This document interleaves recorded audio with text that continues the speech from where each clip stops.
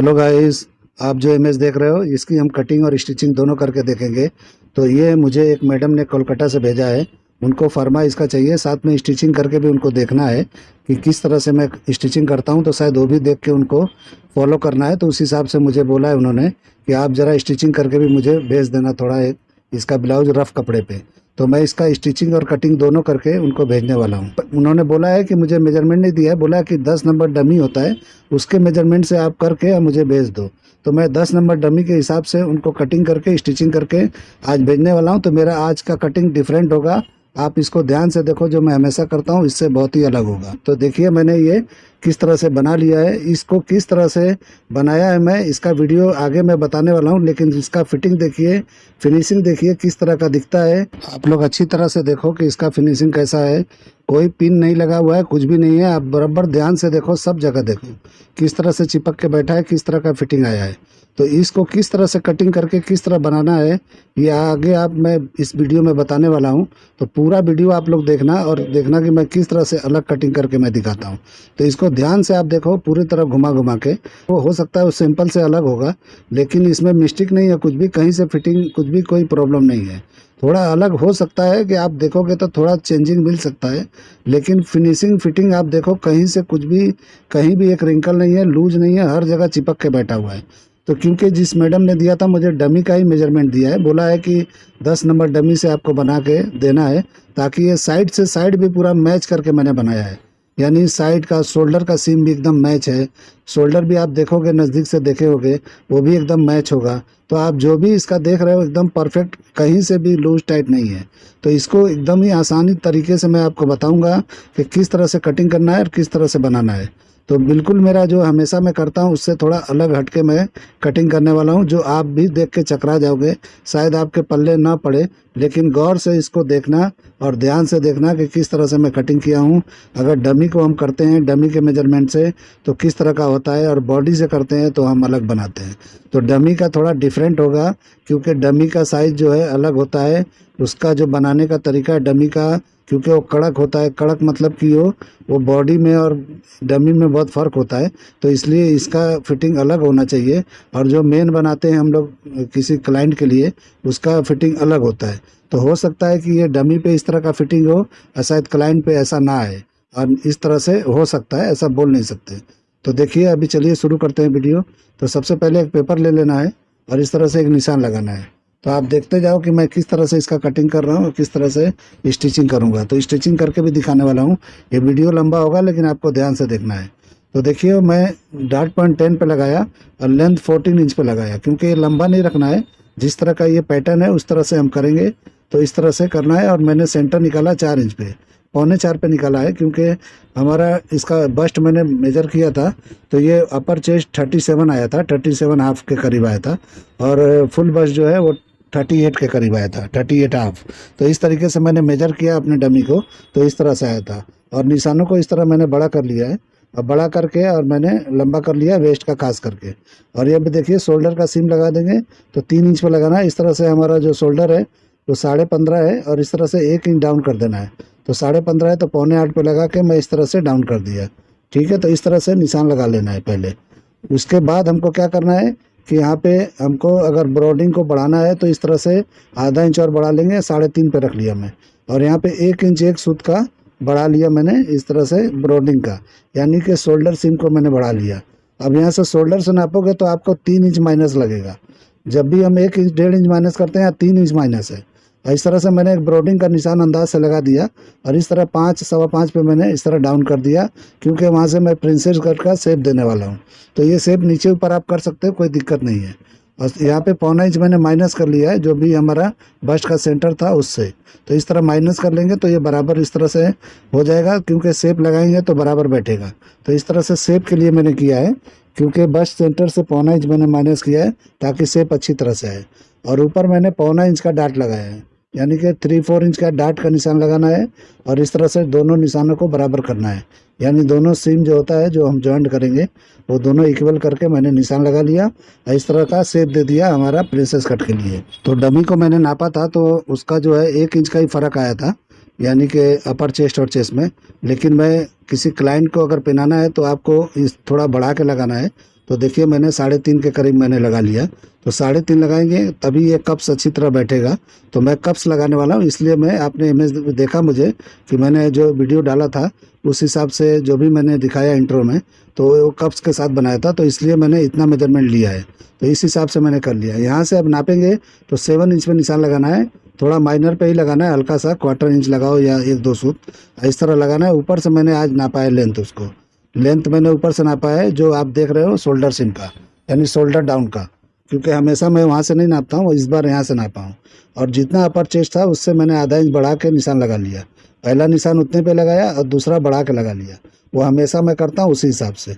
इस तरह आर्मोल को नाप के देखा मैं, तो आर्मोल भी अंदाज से ही बनाना है, तो मैंने 17 इंच के हिसाब से लिया है। तो उस हिसाब से ये बराबर आ जाएगा। जब ये बराबर आ गया तो समझो बराबर हो गया। अब जितना उधर हमारा छूटा है उतना हमको इस तरह वेस्ट के हिसाब से कर लेना है। तो वेस्ट हम 31.5 के हिसाब से रखेंगे, लेकिन आधा इंच यहाँ बढ़ा के रखेंगे क्योंकि डमी का हमारा ज़्यादा होता है 1 इंच के करीब बैक के हिसाब से। तो इसीलिए यहाँ पे मैं बढ़ा के रख लिया, 8 इंच एक सूत पे लगा दिया मैंने। तो इस तरह से आपको लगा लेना है, ठीक है, क्योंकि मेजर किया था मैंने और इस तरह से ऊपर कर लिया मैंने। तो ये हम मैंने यहाँ का निशान जो है सीधा मैंने 2.25 इंच ऊपर उठा दिया है साइड का। तो साइड का मैं क्यों ऊपर उठाया हूँ इतना, क्योंकि उधर शोल्डर मैंने बहुत माइनस किया है, इसलिए इस तरह का यहाँ लेंथ मैंने काफ़ी सारा शॉर्ट कर लिया है। तो ये इसलिए कम किया। आप बोलोगे कि आप तो 1.5 इंच उतारते हो, यानी कि 1.5 इंच शॉर्ट करते हो, तो इस बार ज़्यादा क्यों किए हो, यानी 1.25 इंच ज़्यादा आपने क्यों किया है। तो इसलिए किया है कि हमारा शोल्डर वहाँ से कम हो गया है, काफ़ी मैंने कम कर लिया है, तो वही कमी मैं यहाँ ला के पूरा कर रहा हूँ, ठीक है। तो इसलिए मैंने यहाँ से किया है। तो इस तरह का मैं चेंजिंग करके कटिंग कर रहा हूँ। और यहाँ भी देखिए मैं कम से कम यहाँ पे 1.25 के करीब या 1.5 के करीब मैं यहाँ पे उतार लिया, यानी कि वहाँ शेप देने के लिए। इस तरह से शेप कर लेंगे ताकि जो भी आप देख रहे हो इमेज में, तो वहाँ जो सेंटर में जो आपको ऊपर की तरफ दिख रहा है उस तरह का वी दिख रहा है, तो उस तरह का कर लेना है, ठीक है। तो इसलिए मैंने उस तरह का शेप लगा दिया। ब्लाउज का शेप जैसा है वेस्ट का वैसा मैंने कर लिया। अब यहाँ पे नेक का निशान लगाएंगे, तो नेक अपने हिसाब से लगाना है कि किस तरह का इमेज में है, उस तरह से मैं कॉपी कर रहा हूँ, इस तरह से आपको भी कर लेना है अगर सेम टू सेम चाहिए तो। और नहीं तो आप अपने हिसाब से वी नेक भी कर सकते हो। और ये जब हम पिनाएंगे तो इस तरह से ये हल्का सा बाहर ब्रॉडिंग होगा तो और भी ये खुल जाएगा। तो इस तरीके से देखिए मैंने निशान लगाया, सेम टू सेम लगाया है। तो ये हमारा देखिए शोल्डर बहुत ही माइनर पे कटिंग हो रहा है, यानी टोटल ये आप देखोगे तो 4.25 इंच है ब्रॉडिंग। ये टोटल शोल्डर का फ्रंट में नापोगे आप तो 4.25 इंच का ही है, जबकि हम कटिंग करते हैं तो 5.5 6 पे कटिंग करते हैं। तो ये हमने बहुत ही कम पे किया है, 4.25 पे कटिंग किया है। ये टोटल अगर शोल्डर आप नापोगे सेंटर से तो देखिए मैंने पेपर घुमा लिया है। मैं इधर बैक का ड्राइंग करूँगा, क्योंकि बैक का ड्राइंग अभी मैं कटिंग करके नहीं करूँगा, अलग तरीके से करूँगा। अब देखो किस तरह करना है। तो फ्रंट का ड्राफ्टिंग हो गया था परफेक्ट, अब हमारा बैक का करेंगे। तो बैक का भी देखो मैं किस तरह कटिंग कर रहा हूँ, आप एकदम अलग अलग करके दिखा रहा हूँ। कटिंग करके कोई जुगाड़ वाला नहीं है, डायरेक्ट मैं कटिंग कर रहा हूँ। तो देखिए एक निशान लगाया मैंने शोल्डर का। अब देखिए जितना भी शोल्डर है वहाँ पे हमको निशान लगा लेना है। तो जैसे हम लगाते हैं वैसे ही लगाना है। और हमको यहाँ पे जो भी नेक होता है 3 इंच की ब्रॉडिंग, वहाँ पे एक निशान लगा दूँगा। और यहाँ पे शोल्डर मैं 1.5 इंच डाउन करूँगा। तो इस तरीके से 1.5 इंच डाउन करना है। अब जैसा मैं कर रहा हूँ वैसा देखो, फिर इस तरह से शोल्डर सिम का निशान लगा लेंगे।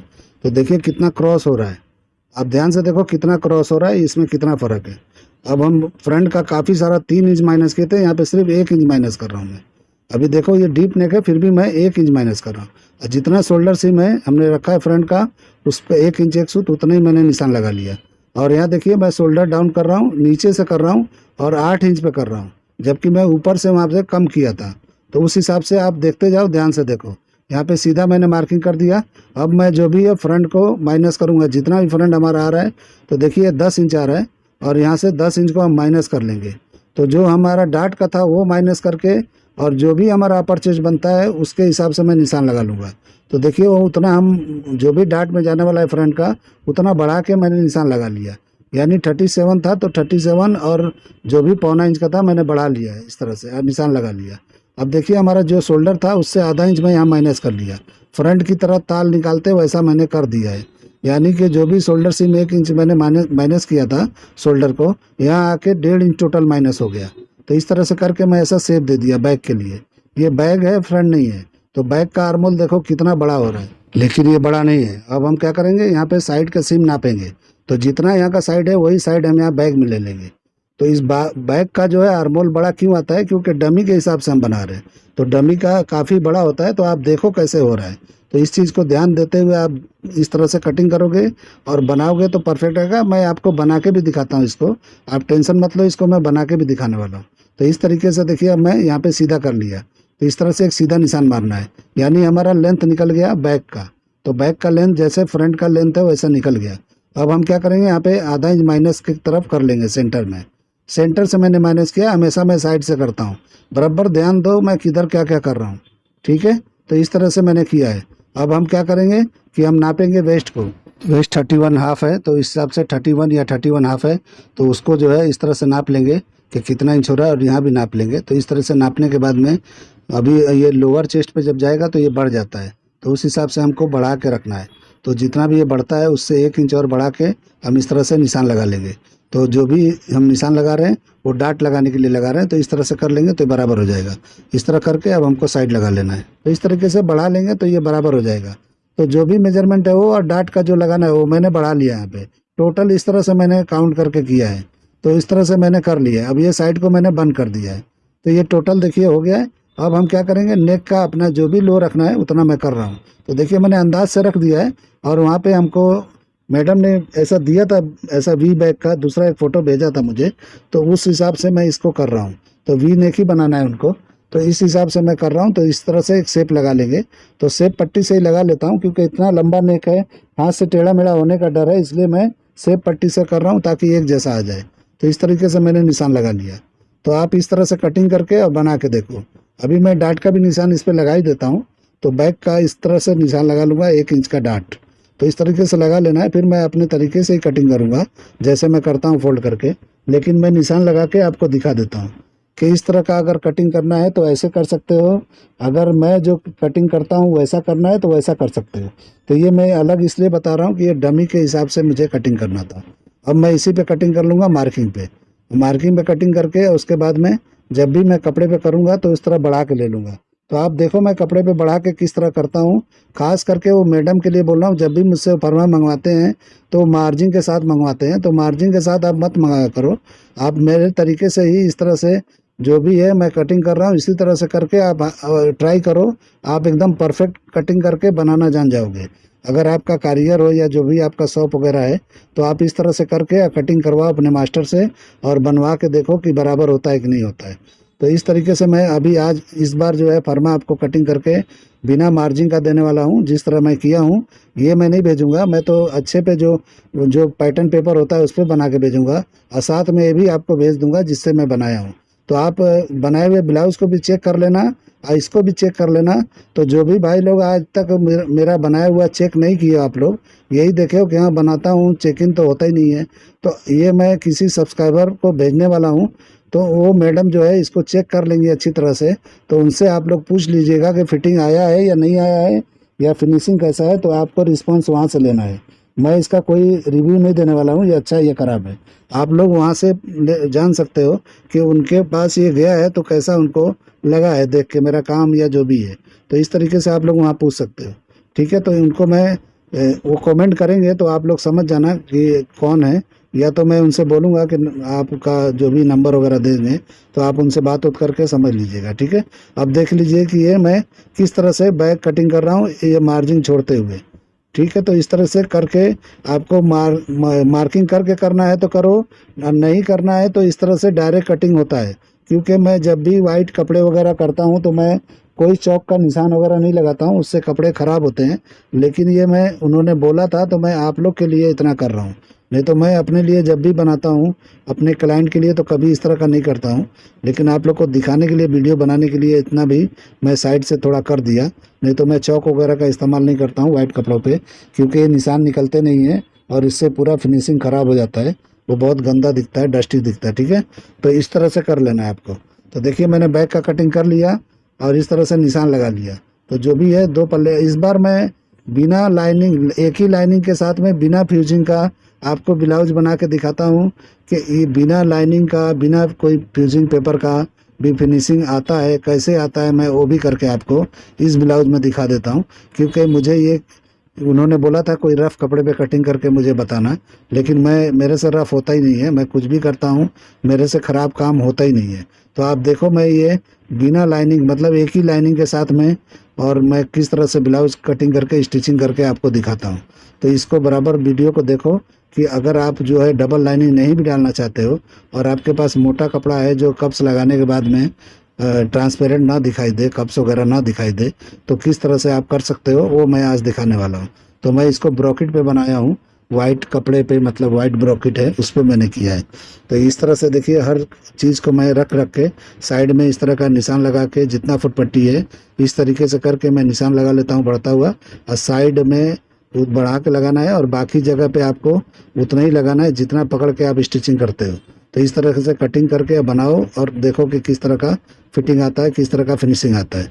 तो कभी भी इस तरह से ही करना है। आप लोग मार्जिन पे कटिंग करते हो या बढ़ता हुआ आप लोग जो है लेते हो इस तरह से, तो मुझे तो नहीं समझ में आता है, लेकिन आप लोग को बेहतर लगता है तो कोई बात नहीं है।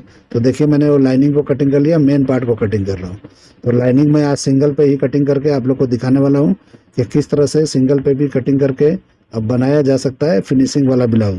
तो उसके तरीके आप लोग देखो, नहीं तो आप लोग ऐसा सादा ब्लाउज जब भी बनाते होगे तो आप लोग का नेक फलकता होगा, नेक वगैरह जो भी होता है बिना पाइपिंग वगैरह का बनाएंगे तो फलकता है। लेकिन मैं आज बिना पाइपिंग का, बिना फ्यूजिंग पेपर का, बिना कुछ भी लगाए मैं किस तरह से फिनिशिंग वाला बना देता हूँ। आप देखो, इसको ध्यान से देखो और आप सीखो कि किस तरह से कोई भी अच्छा काम किसी भी कपड़े पे, किसी भी तरह के कपड़े पे आप किया जा सकता है।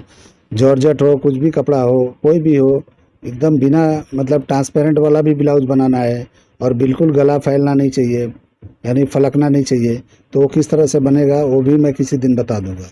तो देखिए, मैं इस तरह से रख के कटिंग कर रहा हूँ। इसी तरह से रख रख के आपको कटिंग कर लेना है दोनों पार्ट को, मेन पार्ट को और लाइनिंग के पार्ट को। चाहे मेन पार्ट पहले कटिंग करो या लाइनिंग का पार्ट कटिंग करो, बात एक ही है, वो आपकी मर्जी है, जो करना है कर सकते हो। ऐसा कुछ नहीं होता है कि लाइनिंग ही कटिंग करना चाहिए पहले, ऐसा कुछ फार्मूला नहीं है। ठीक है, तो मेरा इस तरह से दो पार्ट हो गए, ये लास्ट है। जो मैं प्रिंट का भी ध्यान रखते हुए कटिंग कर रहा हूँ कि मेरा वन साइड प्रिंट है तो वन साइड है तो ऊपर ही की तरफ जाना चाहिए, वो सब ध्यान रखते हुए मैं कटिंग कर रहा हूँ, ऐसे नहीं कटिंग कर रहा हूँ। ठीक है, तो इस तरीके से प्रिंट का भी मैंने ध्यान रखा है कि कौन सा फ्लावर कौन से पार्ट पे किस तरह बैठना चाहिए, जोड़ी बैठना चाहिए, वो सब ध्यान रखते हुए मैंने कटिंग किया है। भले ये रफली मैं सिर्फ इस तरह दिखाने के लिए कर रहा हूँ, लेकिन ये जब हम करते हैं तो अच्छी तरह कर लेना चाहिए। ये हमारा कटिंग हो गया। अब स्टिचिंग करके मैं थोड़ा थोड़ा दिखा देता हूँ। तो देखिए, मैंने बैक का डाट मारा है, देखो किस तरह से, इस तरह से मार लेना है। और यहाँ पे आर्मोल पे और नेक पे आपको एक नम की सिलाई लगाना है, बिल्कुल ऐसा। जब भी आप बनाओगे बिना कोई फ्यूजिंग का, बिना इसका कि मतलब कि नेक वगैरह ना फलके, तो पहले एक सिलाई आपको इस तरह लगा लेना है। तो देखो मैं किस तरह से रख के मार रहा हूँ, बिल्कुल नम देते हुए मार रहा हूँ मैं, ऐसा नहीं है कि खींच के मार रहा हूँ, बिल्कुल इस तरह से। और ये हमारा जो भी है हमारा दबाव है, एक तरफ दूसरी तरफ सेंटर की तरफ गिराना है। अब जब हम लाइनिंग का करेंगे तो उसको साइड की तरफ गिराना है, तो वो भी ध्यान रखना है। तो एक मैं डाट उसमें मारा, एक मैं लाइनिंग का भी मार के दिखा दिया। तो लाइनिंग के पार्ट में भी आपको इसी तरह से कर लेना है, यानी नम का सिलाई लगा लेना है। तो आपका नेक जो है अच्छी तरह से टाइट बैठेगा, क्योंकि हम यहाँ पे कोई फ्यूजिंग पेपर वगैरह कुछ भी नहीं लगाने वाले हैं, ना पाइपिंग लगाएंगे, ना फ्यूजिंग पेपर लगाएंगे, ना डबल लाइनिंग करेंगे। लेकिन किस तरह से गला टाइट एकदम बेहतरीन चिपक के बैठेगा, वो तरीका मैं बता रहा हूँ स्टिचिंग का।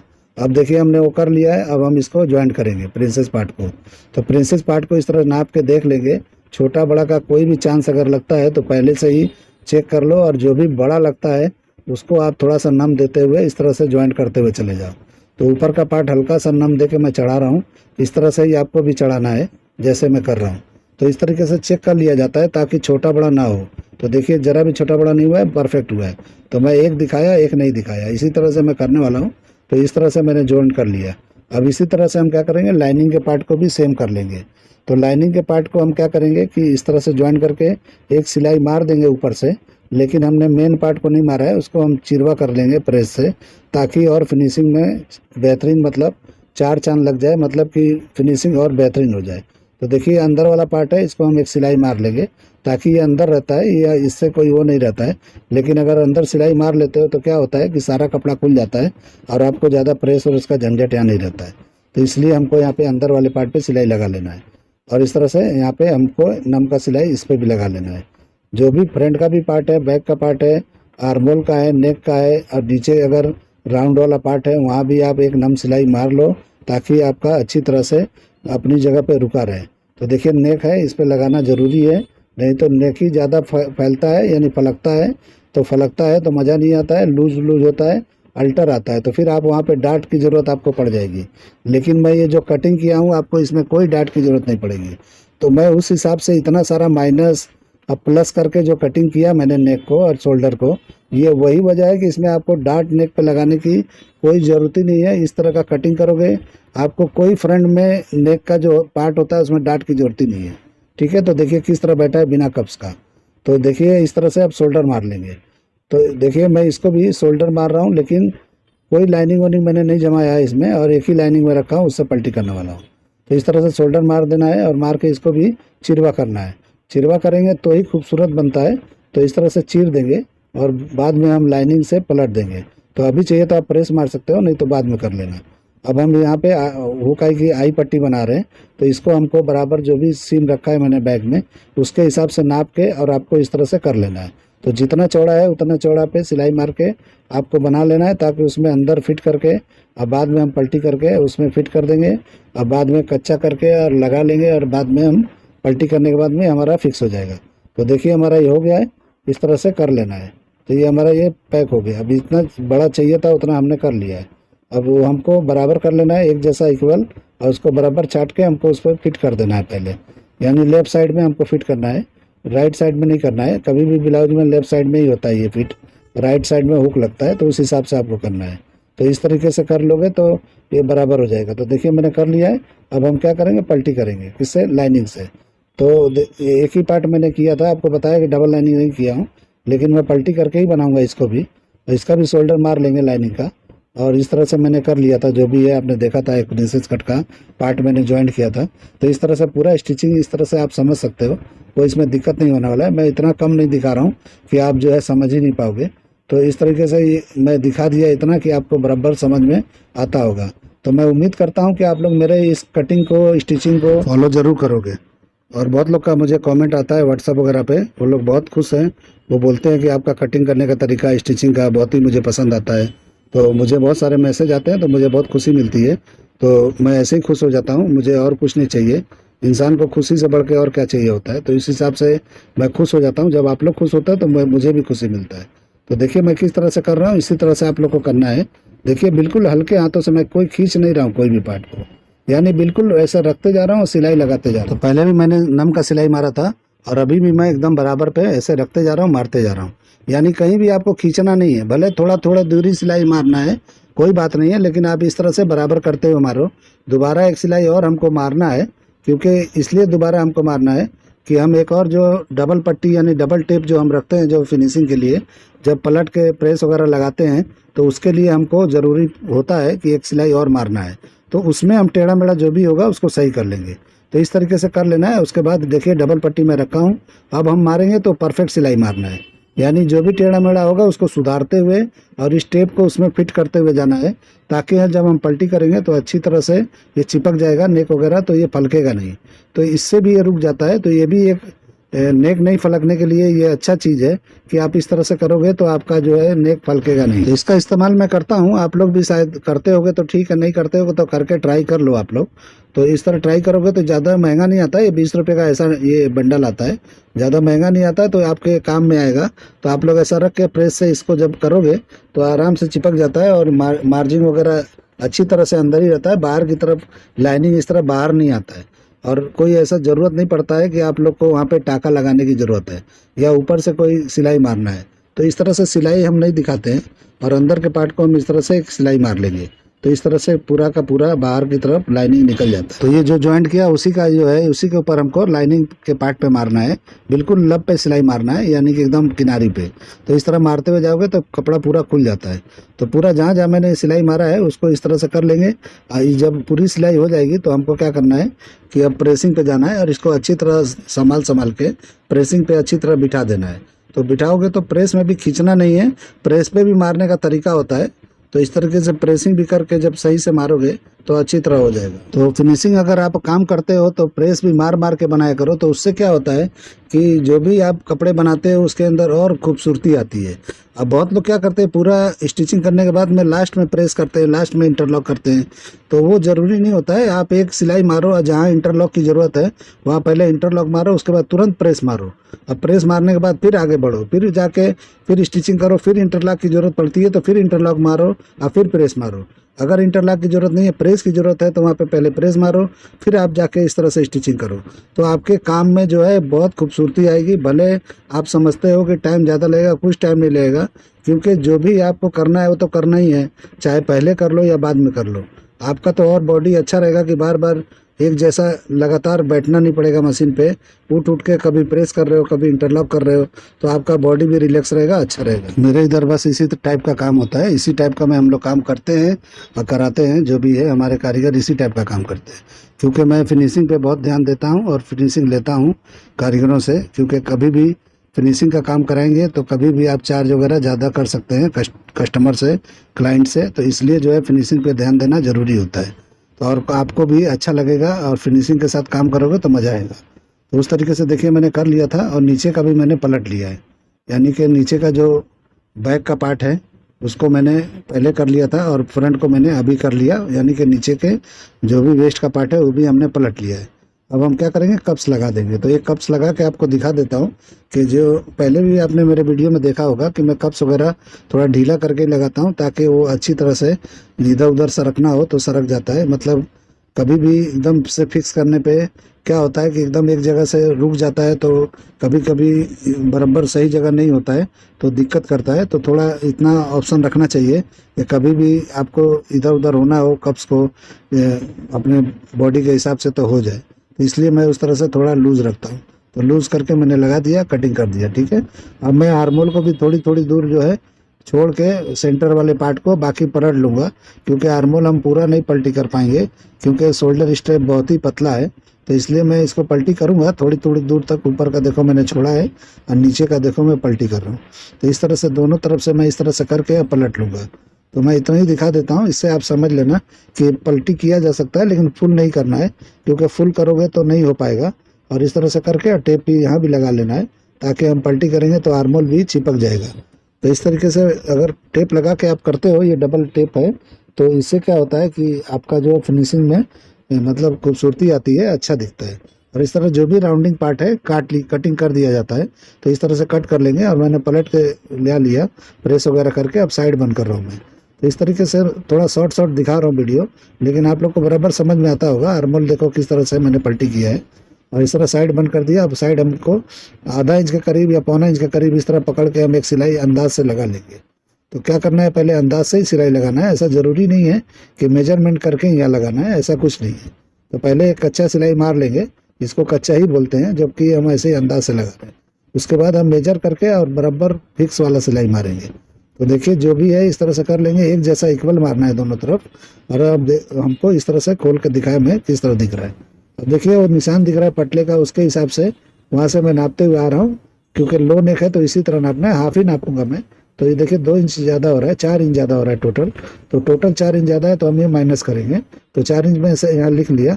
और वेस्ट पे भी नाप के मैं देख रहा हूँ, तो वेस्ट पे भी नापने से ये उतना ही ज़्यादा आ रहा है, 4 इंच के करीब में।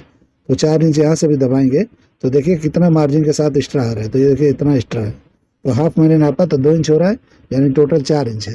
अब क्या करेंगे, हम 1-1 इंच का हम मार्किंग कर लेंगे। तो जो सिलाई मैंने मारा था कच्चा, उसी के बाहर 1-1 इंच का इस तरह से निशान लगा लेंगे, वेस्ट पे भी और वहाँ भी। तो ये हमारा हो जाएगा। तो एक सीधा इस तरह से निशान लगा लेना है। तो आप जो है निशान लगाना है तो निशान लगाओ, नहीं तो अंदाज से सिलाई लगा सकते हो। तो मैं ये आपको तरीका बता रहा हूँ कि इस तरह से करोगे तो ये हमारा अभी फिक्स हो गया, यानी परफेक्ट हमारा ये हो गया। तो ब्लाउज का साइड में ऐसे लगाता हूँ तो ये बराबर होता है। तो हर चीज़ का साइड मारने का तरीका अलग होता है। ये सूट वगैरह होते हैं उनका अलग होता है, ये ब्लाउज़ का इस तरह होता है। तो एक तरफ का मैंने मारा, दूसरी तरफ भी हम इस तरह लगा लेंगे। और ये मेरा कटिंग, ये मेरा स्टिचिंग, ये कटिंग करने का तरीका, ये स्टिचिंग का तरीका जो भी आपको पसंद आता है तो मेरे चैनल को लाइक करो, सब्सक्राइब करो, दोस्तों में शेयर करो।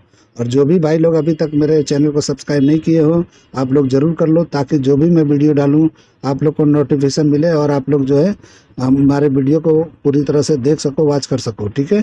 तो इस तरह से मेरा हो गया है, किस तरह से मैंने कटिंग किया है। और जो भी मार्जिन एक्स्ट्रा होगा हम कटिंग कर लेंगे, इंटरलॉक कर लेंगे प्रेस करके। और मैंने डमी पे लगा के आपको दिखाया था। तो चलिए वीडियो एंड करते हैं। अल्लाह हाफिज़।